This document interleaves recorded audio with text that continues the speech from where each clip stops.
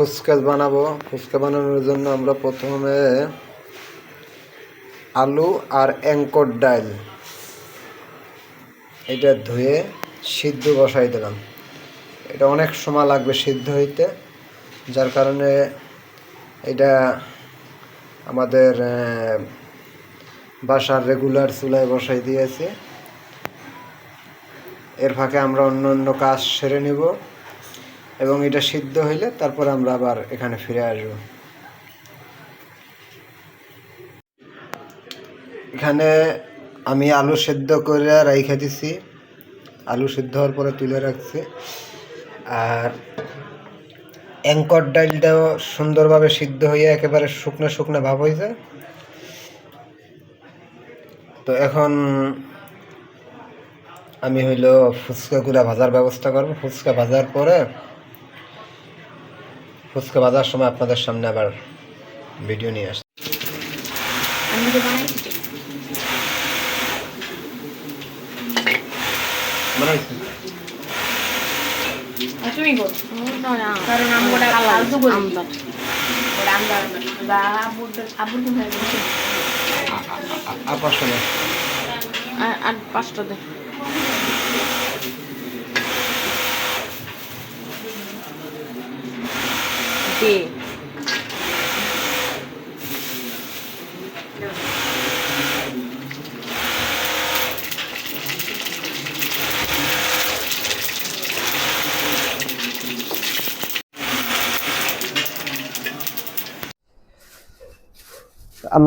আমি সব কিছু নিয়ে হাজির হইলাম। এটা হইলো ফুচকা ভাইজা আনছি, এর ভিতরে আছে তেঁতুলের টক আর আলু, অ্যাঙ্কর ডাল আর মরিচ। আমরা এখন এইটা ভর্তা করে নেব।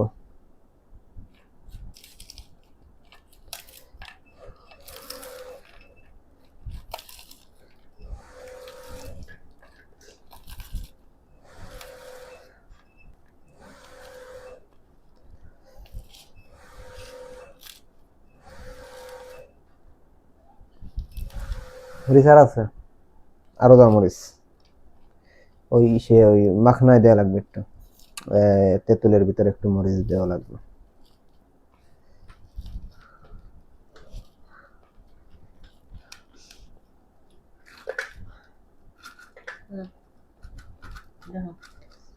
তেঁতুলের ভিতরে আমরা একটু মরিচ মাখাই।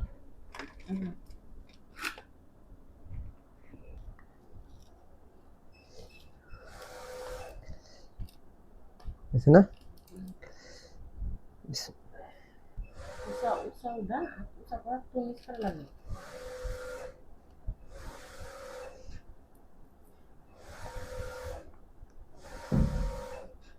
আলুটা ভালো করে করে নেব, ডইলে নেব।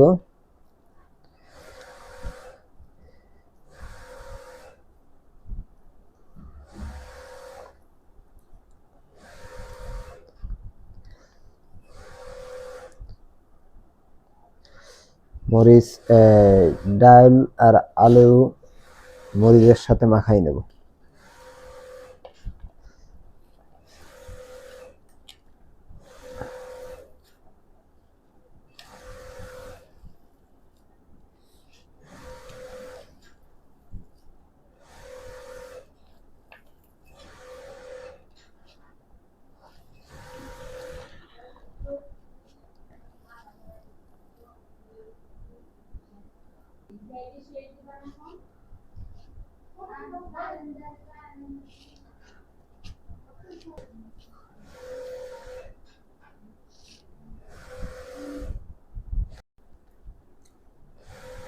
লবণ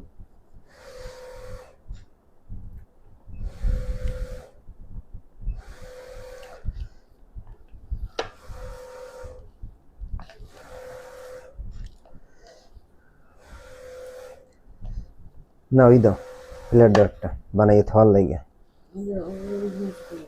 হ্যাঁ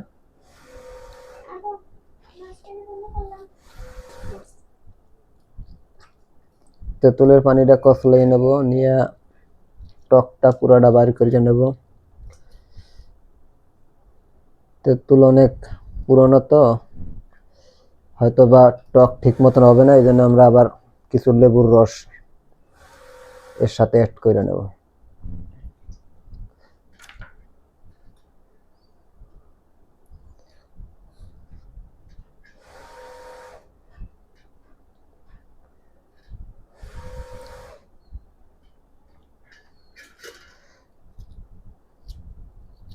লেবুর রস দিয়ে নিই।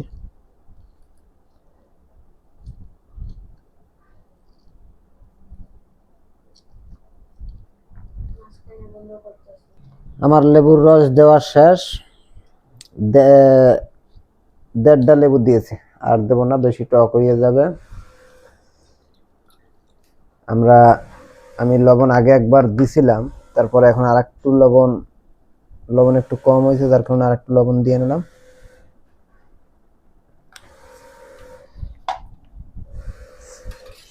চামচ দিয়ে ভালোভাবে ঘুটে এটা মিক্সার করে নেব।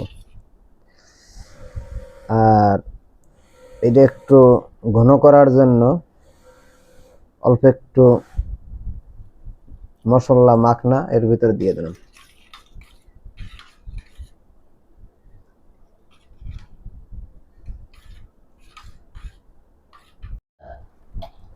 বিসমিল্লাহ। আমরা এখন এর ভিতরে ভর্তা ঢুকাবো।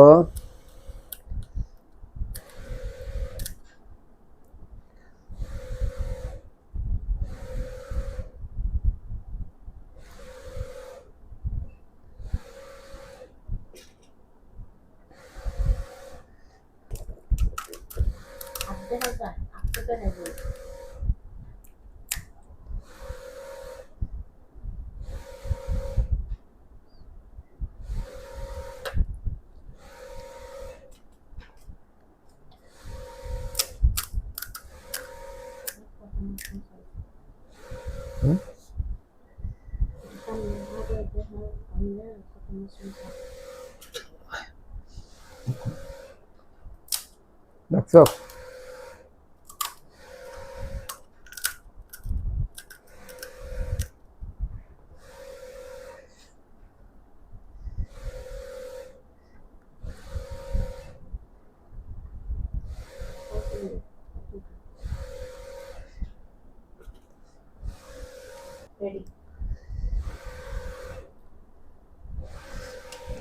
আমার 1 প্লেট 3, 6, 9, 12, 15, 16টা 1 প্লেট বানানো হয়েছে। এখন আমি সব কটার উপরে একটু একটু করে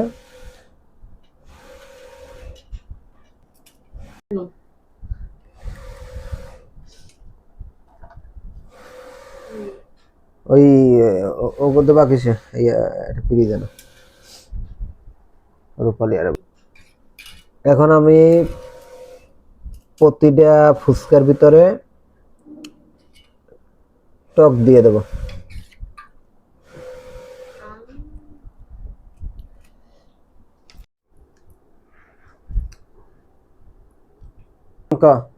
অনেক মজা। দোকানের মতন হয়েছে? দোকানের থেকে ভালো হয়েছে, স্বাস্থ্যসম্মত, ঘরে বানানো। দোকানে যেগুলা বানায় রাস্তার ধুলাবালি থাকে, তারপরে একটা তেল দিয়ে তারা অনেকগুলা, দেখা যাচ্ছে একটা তেলে ভাজে, তেল কালো হয়ে যায়, যার কারণে ওইগুলা খাইলে পেট ব্যথা করার সম্ভাবনা থাকে, পেট খারাপ হয়। এগুলা ঘরে বানানো। খা আরো খা।